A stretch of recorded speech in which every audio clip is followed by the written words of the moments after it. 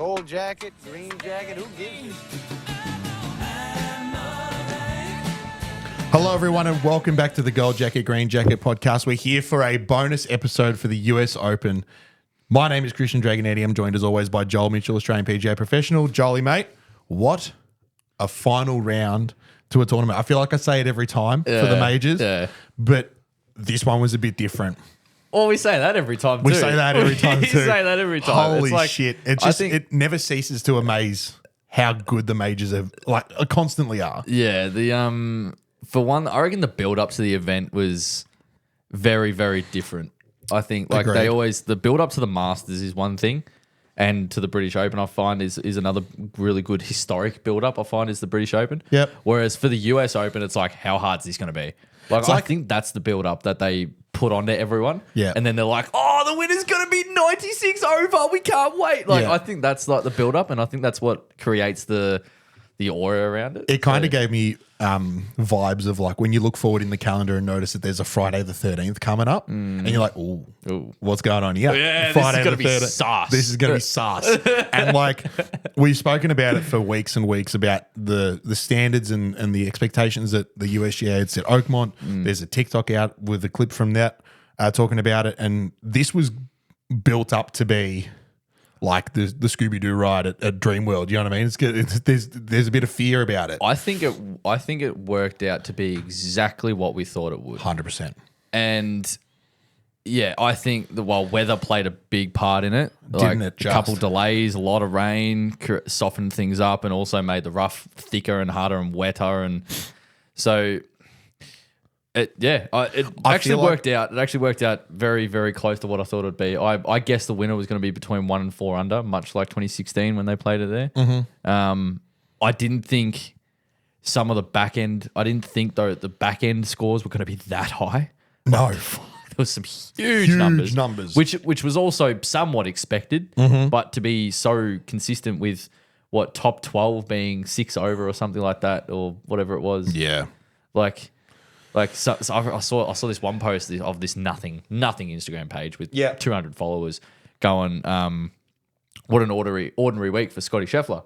I'm like, pretty sure he was 4 over and came top 10, like top 8 or something like that. Like, It was 4 over and came top 10. Great week. Great week. Right? All things considered, great week. Anyway, but if you've been living under a rock and not seen anything to do with the US Open, I thoroughly suggest you go and watch at least the back 9. At least watch the last round. From Sundays or from Monday morning our times around. JJ Spaun has won the US Open. So good. A player who 10 years ago was on the Canadian tour. Yeah, he earned his PGA Tour of America's card 2015, and I believe played Corn Ferry on 2016. He was Rookie of the Year, PGA Tour of America's that year as well. Yeah, so he's a meteoric rise in the last decade, right, to get to now being a major champion.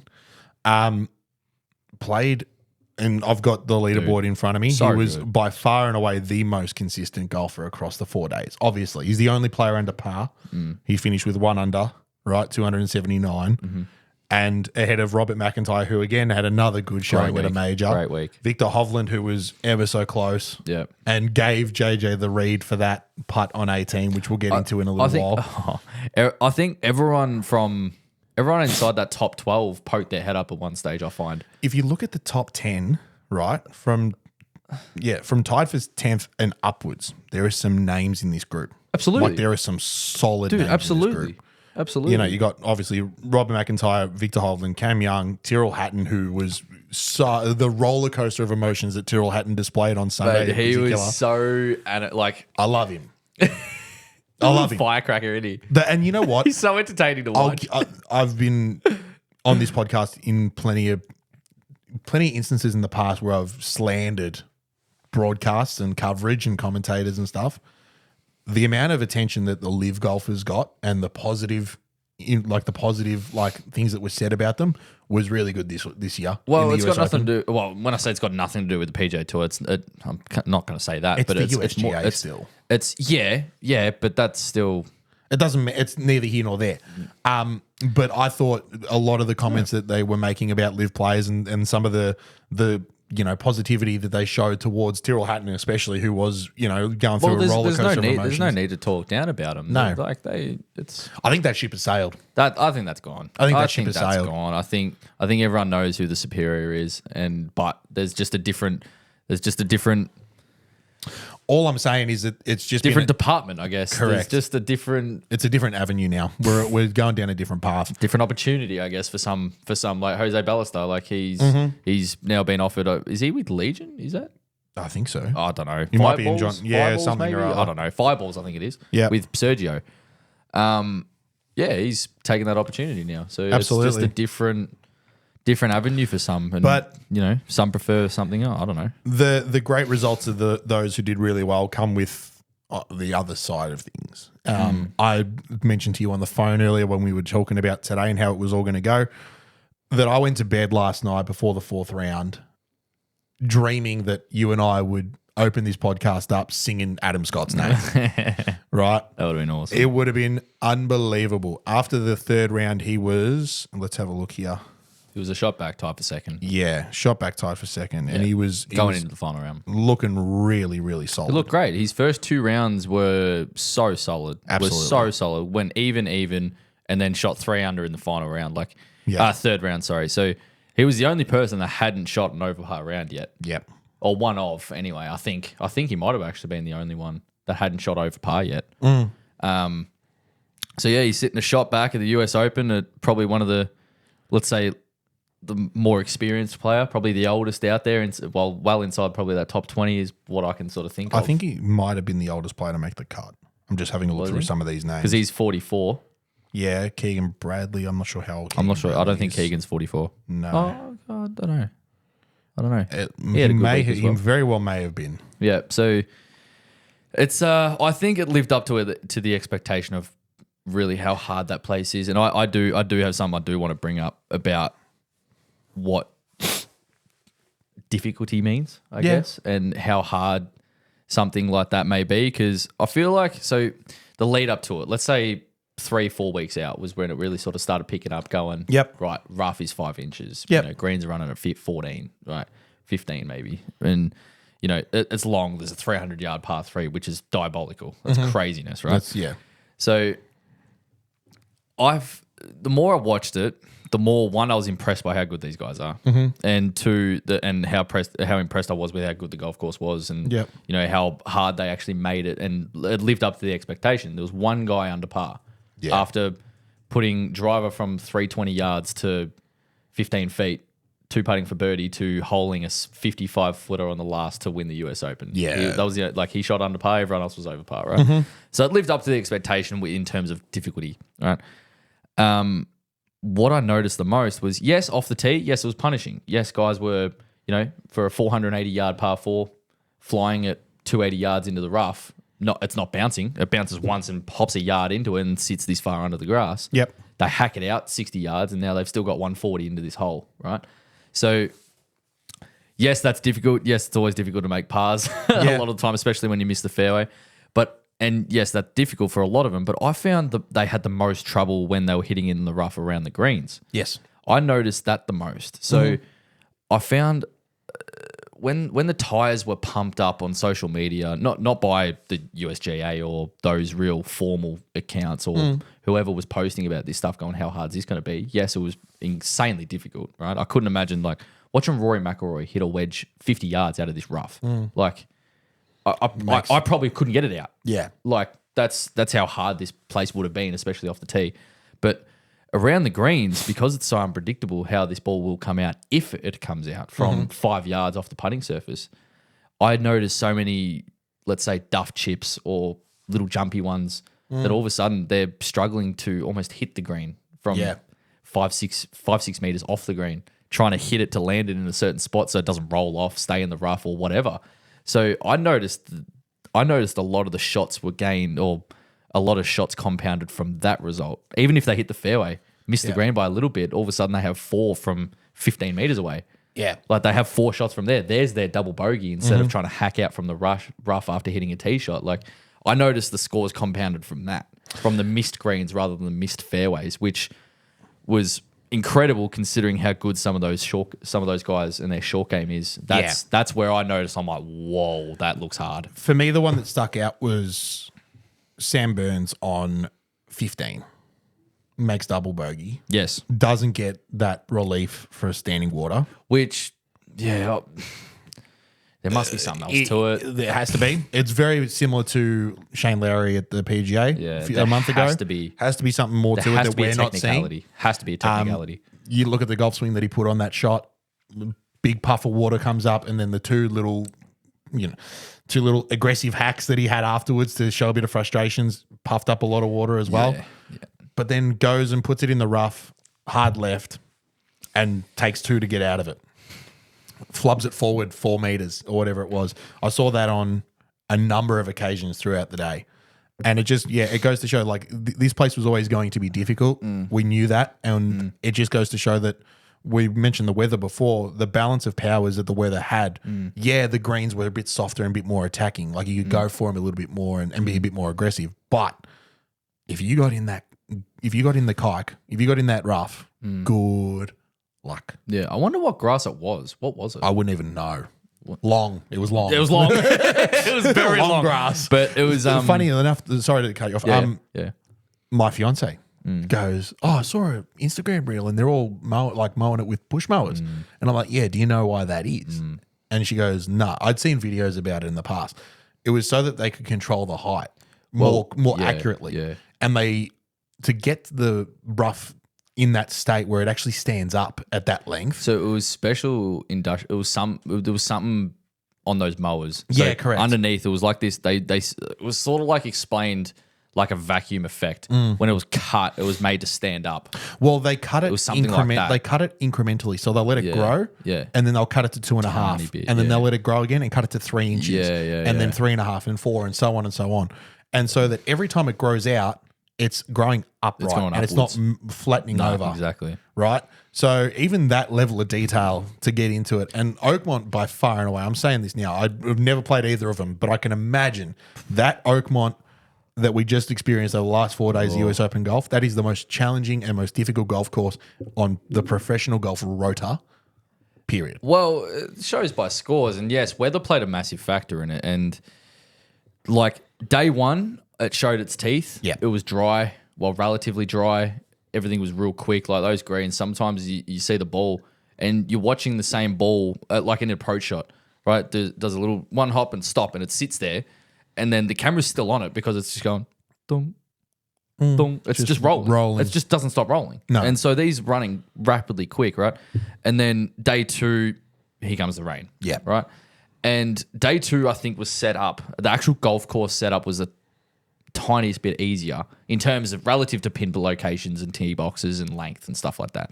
So the scoring average for day one was like 74.63 or something like that. And day two was like 0.05 harder. So it was harder in day two. But then it was 2 shots easier round 3, right? Because once the rain had gone, the course is a bit softer. It's a bit more gettable on the greens. So that's sort of what it displayed. And then round 4 was just as brutal as round 2. Yeah. So for for a professional event with the best players on the planet playing this golf course, for the average score to be anywhere from 2 over to 4 over, like what? Like even like the cut line was what, 7 over or something like that. It's just like It's ridiculous. for the best players on the planet, there's events that the cut line's 4 under on a very hard golf course. So one, it shows how good these guys are, but also it shows how hard this golf course was. Oh, yeah. And so there was actually this thing that popped up, right? That it was like, what would you shoot around Oakmont? I'm literally doing this right now. You're doing that? So the USGA, It was literally like a QR code. they've made that. I've got the website up here. Oh, there you go. Yeah, It was a website they put up, and it's if you want to check it out for yourself, you can. It's usga.org/what would you shoot. Yeah, so I did that. So did right? I. So I did it, right? And it humbled me big time, but it also made me feel a bit better about my attempt at guessing what I would shoot based off last week's ep, I think. So I think my guess was like if I played tomorrow, my 76 would be my par, right? Yeah. When I say par, that means like playing to my handicap. Like if I played really well, 6 over, I'd be like great. There's every chance I don't break fucking 90. Absolutely. There's every chance I don't. But if I play really good golf, 76 would be like, fuck, I'm happy with that. That feels like I've shot 5 under. Yeah. You know what I mean? So I saw off the Champions Tee, it was 78.5 was the scratch rating. So I think my GA is like plus 4.8 or something like that, which is daily of plus 5 on a standard 72 scratch rating course. So being past 70 at 78.5 is 8 shots harder. So I'd be playing off 3 or something like that. 3 or 4 maybe. on. 3 I think it was. What would I be playing off? Plus 4.8. Yeah. Do Right. I just do that? Yeah. What would Submit. And it says your target score is 72. Your course handicap for the day is 2. Yeah, see, According to this, it still doesn't make sense. it's still I don't believe in that. Neither If do I I. shot 72, I'd be stoked. yeah, well then Right. you look at mine. My course handicap for the day is 13, Yeah, and yeah. my target would be 83. That's playing good. And I honestly think that even if I played my absolute best, that's a struggle. Yeah, well, that's what I mean. So I looked that up and it said my handicap was going to be about 3. Yeah. Right. And I'm like, I'm not shooting in the conditions they had. I'm not shooting 73. No. Right. I'm not doing it. Right. If I played my absolute best, and my guess was maybe I make 6, 7 bogeys, throw a double in there, throw a high number in there, or maybe reduce a bogey or 2 and put 2 doubles in there somewhere on a long par 3 or one of the Yeah. or any hole. Yeah. Fucking any hole. Right. And then obviously there's some gettable holes. There was a couple drivable par 4s. Then there's par 5s that, can definitely make up a shot. Yep. Right. So I'd throw maybe 2 birdies in there. Right. And that's where I sort of came to the conclusion of that 76, maybe 78, somewhere around there. That Yep. was sort of my guess. And looking at it, I'm like, there's every chance I don't break 90. There's every chance it's more than that if I don't play good golf. Yeah. Right. And just quietly get stuff to the prick that fucking commented on our TikTok page. You don't know who I am. Fuck off, right? And I did love it though. It was funny. Loved It was funny. I loved it. But And I think that's the reputation that just shows the reputation that this place has. Yeah. Like, all right, yeah, fair enough. The people that are commenting on the TikToks don't necessarily might not listen and might not know what your standard of golf is. And don't get me wrong, I'm not near the standard of these guys. It's a guesstimate. I'm not near the standard of these guys. Don't get me wrong. you I literally- wish to be in the future. That'd be amazing. Yeah. I'd love that. However, I'm not near the standard of these guys, but I still do believe in my ability to play golf, and it doesn't make every golf course impossible. No. So, and yes, it is very hard. Yeah. If I played tomorrow and I shot 80 there, which is 10 over par, I'd be pretty pleased. Yeah. Based off what I watched. Yeah. Because there was guys like what Cam Davis shot 12 over in his 3rd round. Cam Davis. In the let's have easy a look. in what was considered the easiest round. I think he shot 82. He shot 82 in the 3rd There you go. round. So I'm not saying I'm at the caliber of Cam Davis. I'm not. He's a much better golfer than I am. However, and with crowds and stuff and the way that course was set up on during the week, I highly doubt I break 80. Highly doubt it. Yeah, right. But if I was to play tomorrow, I think maybe. Yeah, there's maybe. every chance. I reckon I could definitely push it, but Yeah. who knows? I haven't played there, and I probably won't be playing there this year or next. But Anyway, let's sorry. get talking about the players, the actual players on the day, right? I want to talk about JJ Spaun. Leads after round 1, right? He has rounds of 66, which is 4 under, 72, 2 over, 1 under 69, and then a 2 over 74 or 72. Sorry, to finish the tournament. The weather delayer in the 4th round. I said to you earlier again on the phone that I felt like that was the turning point. You look at What hole was that on? Burns and Scott had just finished 7. Okay. Right, so they're going up to that 300-yard par 3 for their first hole back after that weather delay. Burnsy makes 3 as well. But Correct. yeah, anyway, yeah. And I'm saying to you after that, I'm like, well, hang on. I don't think that you want to be in that position where you're at the top with something to defend through that break. Do you know what I mean? Right? You don't want to be left. You don't want, if you're playing cricket, you don't want to be on 99 not out and then all of a sudden it starts raining. That's what I started thinking. I thought that if the winner was going to come, as soon as that weather delay came in, if the winner was going to come from anywhere, it was going to be from outside the top couple, which I think at the time JJ was maybe 2 over, maybe a shot back or a couple shots back. Yeah. Well, at the start of the day, JJ was tied with Scotty, at tied for second. Yeah. But after that first, That means nothing. After that first 7 holes, I'm like, JJ's throwing it away. Yeah. I really thought, I'm like, oh, he's done. Let's have a look at his card. Well, he was what, 5 over through 7? 5 over through 6. Through 6? He was 5 over through 6. Shoots 5 over on the front 9 and then shoots 3 under on the back 9. He did, because he had one bogey on what, 15, 14? 14. 15. 15. And then went birdie, 17, 18 to finish, including a 55, 60 foot snake up the hill over the ridge. If you had a look at our stories, I've shared a different view from like a fan who took a video. It's the sickest video I've seen all year. So cool. Such a cool video. cool. And the celebration was there to match. It was thoroughly deserved. And just, yeah, it's hard. It's hard to think of words in that scenario where you've had arguably the most catastrophic tournament of the year. Probably, I reckon it's might have been the most difficult major of the last 5 years since Winged Foot, probably. Yeah. Right? Yeah. Winged Foot was the last place that was hyped up to be this difficult. Yeah. And Bryson made it look easy. He shot, I think, 6 under for the tournament. Yeah, I think, relative to the rest of the field. Yeah. correct. Yeah. But then also, like, I think based on the scores that we've seen today and the players that this place absolutely devoured, right?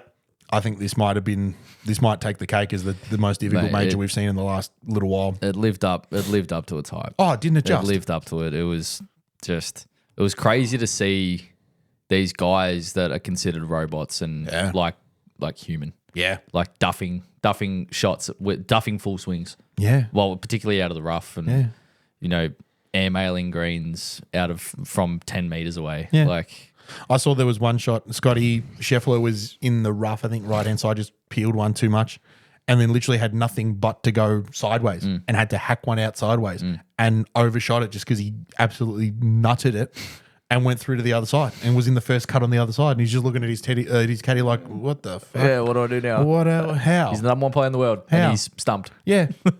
The amount of the feedback you got from the players when they were mic'd or in earshot of the microphone, and you could hear them like, "How do I get that bounce?" Yeah, like Victor how do I do Hovland was that? screaming. He's like, "How the fuck does that bounce that way?" It just makes no sense. But that is the epitome of what I believe a US Open to be. That's a US Open. That's a US Open. That's just the person that can just either hold on or not let it escape, which almost means the same thing. Like JJ, that front, his first 6 holes, he's thinking, "Wow, fuck." He's probably looking at that because he was probably through 9 by the time the weather delay came through. He's literally at the turn. He probably would have been just at the turn, if not with a hole to play. Yeah. He's probably thinking, "Fuck, thank God." Yeah, maybe. Thank Yeah, God maybe. that's happened because now I can just reset. You can refresh, yeah. I'll go get a drink of water and maybe a bite to eat. And when the weather starts clearing, I'll go eat some balls and just start again. Which he literally did. And he's probably he might. There's every chance there's a slight thought of this affects everyone. Well, This might be my saving grace. Yeah. Yeah, you've had 5 over through the first 6. Oh, okay, fair enough. But they've all got to put up with it too. Yeah. And there's more pressure on them than there is on me. Yeah, well, he's sort of chasing, but he's also sort of, I wouldn't say throw it away, but he kind of did. Yeah. Like, if he kept the trend going and shoots 8 over, which is exactly what Sammy Burns did, I feel for him. Yeah. And I'm spewing for Adam Scott as well. Like, Aren't we just? Like, I would have loved to see him do it. But I don't know if it would have been pressure, it would have been the elements of the golf course, would have been rain, would have been everything. Would have been everything. Like that developed into what would be considered to their, a poor round for them. Was what Sammy Burns shot 78 or something like that, 8 over. 9. No, 9 was it? It was, no, he was 8, Scotty was 9. 9, yeah, which for a standard golfer would probably be an outstanding day, but for them in terms of what they had on the line and what they were chasing and what they were trying to win, they're probably like, fuck, like, you know. I watched a little bit of the coverage after the final putts were hit and after the scorecards were signed, and one of the commentators said that he'd spoken to Robert McIntyre. And there was a video that went around on social media beforehand of, do you take even par for 4 days and sit in the clubhouse, or do you go out and try and do better? And 90% of the players said, you take even. Yeah. And Bob said is like, if you can have 4 rounds, if you can finish close to even par, you walk away with a medal and a trophy. Yeah. And JJ had 1 under because he drained a snake on 18. Yeah. He didn't need it. Needed to lay one up two-putt it and walk away. Well, yeah. All right. Let's do the last few minutes on actual JJ now. Like, But I just sorry. before you say that, go for it. Adam Scott has rounds of 70, 70, 67. So he's 3 under. So good. Right? So Or good. 3 under going into the last round and then has 9 over. Yeah, just It's just, yeah. maybe just Oakmont caught up to him. I think it might have been. I was hoping his experience and his caliber of golf was going to hold on. Just shows that it just shows that no one's safe. No one's safe. Exactly right. Even let's spend a couple minutes talking about JJ and I want to go through some future sites for the US even Open. a future Hall of Famer wasn't safe. Anyway, yeah, true. Fuck, that's a statement. How sick's that? Yeah. Anyway, JJ. So I'd known him. Well, when I say know him, I've seen his name before. Yeah. I've known that he's a good player. Probably pretty much ever since sort of Scotty Scheffler was on the scene, sort of that 2019, 2020, when you're like, oh, okay, this guy can play. You haven't won anything yet, but you might, right? And Scotty's in a different realm, but JJ was PGA Tour Americas 2015, rookie player of the year on it in 2016, earned his Korn Ferry Tour card, was sort of thereabouts and trying to, dig his feet in a little bit. Was still sort of mid-20s, right? He's older than Rory, right? But he probably the Players Championship was when I sort of noticed him the most because he was really starting to contend. He had some good results late last year, and then Loses in a playoff to Rory. Unfortunately, falls to a playoff to Rory, and I'm like, there's something about that. There's something about that. Hopefully, it's just not a one-hit wonder where he just shows up for a few months and then sort of drops off the face of the earth, right? And then, has a pretty good week. I'm pretty sure he had a pretty good week at the Masters. When I mean good week, you make the cut. Like making the cut at any major is a win, right? There was a guy that made, I think, hold a par putt on the 18th hole at Oakmont and celebrated like he won it. Yeah. Because he's made the cut. He's just went mental. Yeah, because he's getting paid. That for one, but he's also made the cut at a major. Like, how stoked would you be? How good? Anyway, I watched a lot of the last round. That front nine for JJ, I'm like, he just hasn't been there enough. Like, that's what I thought. I'm like, the experience around such a hard golf course is just not enough. No. That's what I thought. Right. And I didn't see signs of improvement. Like, I'm like, he's getting some bad breaks, just unfortunately not his day. Right. And break. And then he played 10, 11 really nicely. And then he made that next birdie on 14. I'm like, and my head tilted a little bit. I'm like, hang on. He's hungry here. Like, I saw a bit of, this is not over. A bit of fight. Makes that bogey on 15. I'm like, okay, if he holds on from me, he might maybe get into a playoff. I saw Bob having a good day. Mate, that final putt actually gave me sort of like goosies. It actually gave me goosebumps because of what it meant. Yeah.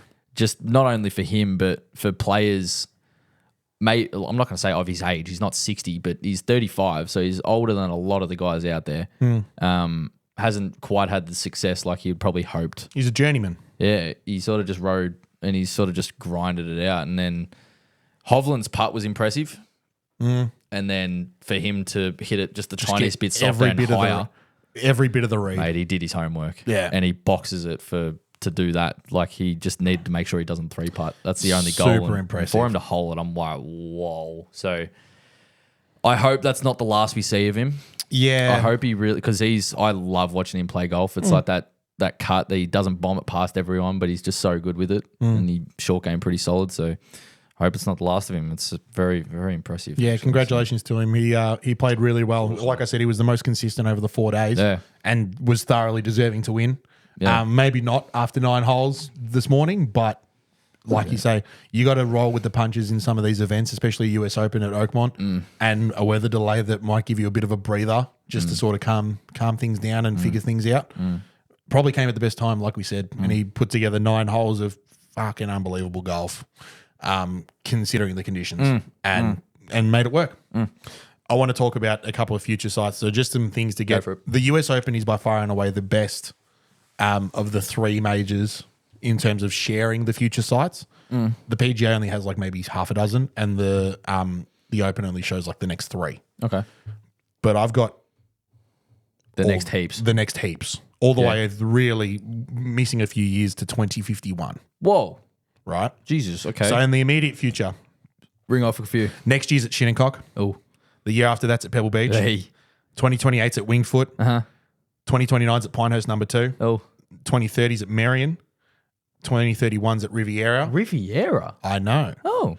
Another PGA Tour event or venue, right, that's going to host a major, which we discussed that a little bit last week. I don't know how I really feel about that. But Riviera is cool. I don't mind it. Riviera is tough too. Yeah. Pebble Beach again in 32, back at Oakmont in 33, Oakland Hills in 34, Pinehurst again in 35. So you can see there's constant repetition of the staples of every US sort of Open every golf. sort of 7 or 8 years they 5 they to 8 years you're going to see it, and then Brookline, the Country Club of Brookline in 38. Like if you want to have a look at it, just Google it. US Open future sites. But yeah, all the way through to 2051, which is going to be at Oakland Hills. And I hope to the Lord we're not still doing this podcast in 2051.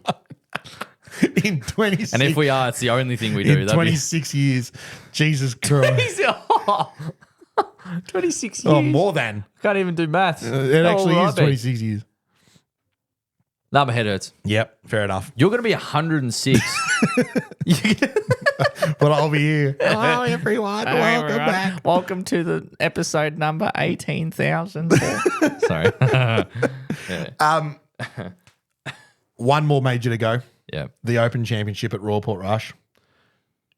Off the top of your head now, give me a prediction. Just one name that comes to your head that you would love to see win it. Go. First one's Rory for the obvious. It's home deck. Yep. When I say home deck, it's. But when I say prediction, it's more or less that's just the first one that comes to me because it's Port Rush and that's it. he lived there basically. Yep. So that's the first one that came to my head. Yep. First one. Fair enough. I'm going to say Shane Lowry. Shane Lowry. Okay. Because I believe he won it there last time. Oh, okay. So hopefully he can. I obviously just loves the joint. So won it there last time. I believe so, if I'm not mistaken. They were Irishmans. Yes, that's it. I think it's a good spot to leave it there, Jolly. So, what a tournament it's been. The US Open has come and gone. So good. And definitely lived up to the hype. Absolutely. How good. I'd love to play there, but also don't. Yeah, exactly. I'm kind of scared. Far out. Ladies and gentlemen, thank you very much for tuning into this week's episode, the bonus episode for the US Open. We hope you've thoroughly enjoyed it. Be sure to go back and watch some of the highlights from the event. We thoroughly recommend it. Also, head back and check out some of our most recent episodes. Please head down, like, and subscribe while you're there as well. Head over to Instagram and TikTok. If you're listening on Spotify, head over to YouTube for a change, and if vice versa. And enjoy your golf. We hope you enjoyed the US Open, and we'll see you all for our full episode on Friday. Cheers.